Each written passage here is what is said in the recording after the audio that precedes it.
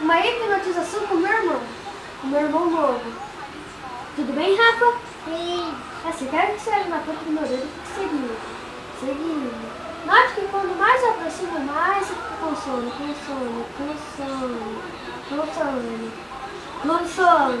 Isso. Agora você está com os olhos fechados. Sinta o relaxamento. Olhos fechados. Fique completamente relaxado. Agora que você está com os olhos fechados, você está aqui completamente relaxado com os olhos fechados. É assim. Eu quero que você olhe aqui.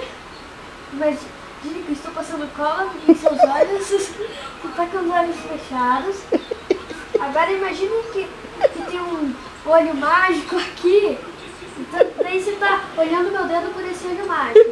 E olhando por esse olho mágico, você vai tentar abrir os olhos.